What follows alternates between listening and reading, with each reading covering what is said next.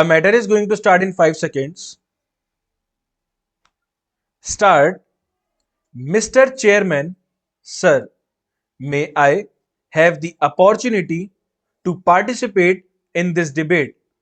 This is a private member's bill, and I want to congratulate the mover of this bill for having brought this bill. A very important subject has been raised that right to work should be made a fundamental right. Right to work is the birthright of everybody, however poor or however rich, whether a man or a woman.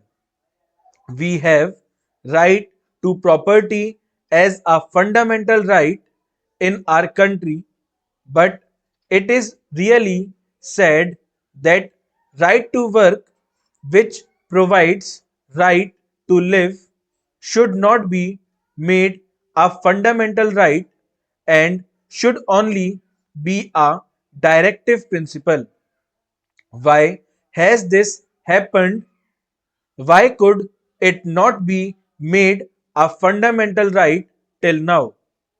It is known that once it becomes a fundamental right, it becomes justiciable. That means that a person can go to the High Court or the Supreme Court and say that it is his fundamental right and he must get a job. But as the government was not sure that it would be able to provide employment to every citizen, it did not do so, because a fundamental right cannot be made only for a particular age group.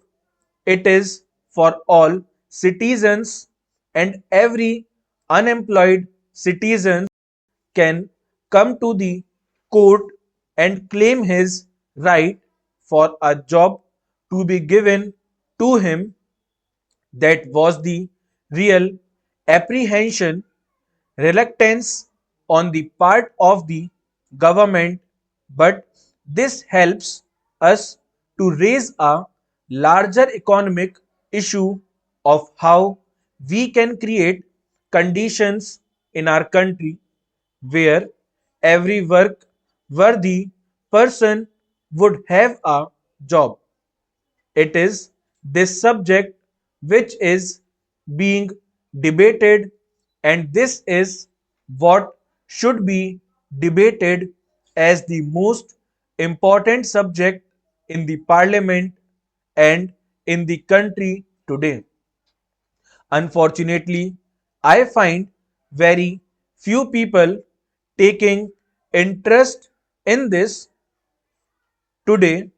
If we just introspect and sit a little coolly and consider how much energy is being wasted on trying to win debating points, trying to be sensational, trying to have mere superficial debate in this country, we will find that we are doing that too much. But the real issue is how to provide employment to every young man of this country, because after all, what is socialism? When we say that we have pledged ourselves in the preamble that we will establish a democratic, socialist, secular, sovereign republic, what does it mean? What is socialism? It means all members of our society must have an equal opportunity to live a decent human life. Such conditions must be created in our society where every single individual should have that right.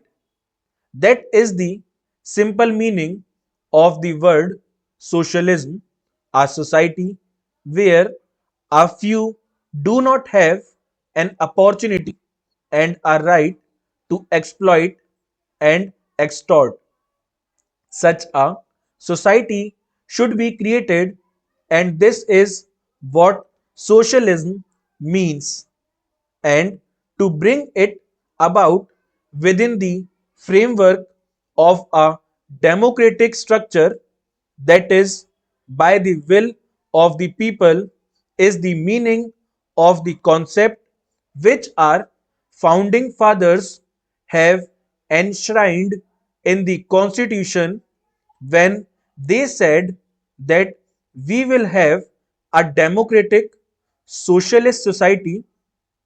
Let us ask ourselves this question: have we succeeded in doing it? When I am participating in the debate today, I am not going to speak from the point of view of winning or scoring the debating points between people on this side or that side. I think it is the duty of all of us, these 800 people in this house and in that house, who have been entrusted by 80 crores of people of this country with the task of doing something that will change their destiny and change their life. It is incumbent on us to sit down and to give the topmost priority to consider as to how we can achieve this. And if this is given priority, sir, I am sure a way can be found. Instead of wasting our energy on other matters, let us concentrate on this matter. I am absolutely one with my friends when they say that this should be given the top priority. What do the young people of this country expect? Why are they restive? Why are they frustrated? It is because they are not employed. They do not have productive employment, creative employment. That is why they feel frustrated. By and large, if this is the fact, sir, then let us consider how this can be achieved. If you want to provide employment, that employment must be productive. What is wealth? Wealth is goods and services. It is not notes. The currency notes are actually the means of exchange. The wealth is goods. When do you say that a man is poor? It is when he is not able to have even the necessities of life. Now, how can you make them available to him? Obviously, first they must be produced, and then he must have the purchasing power to buy them. How can he have the purchasing power unless he has remunerative work? Full stop.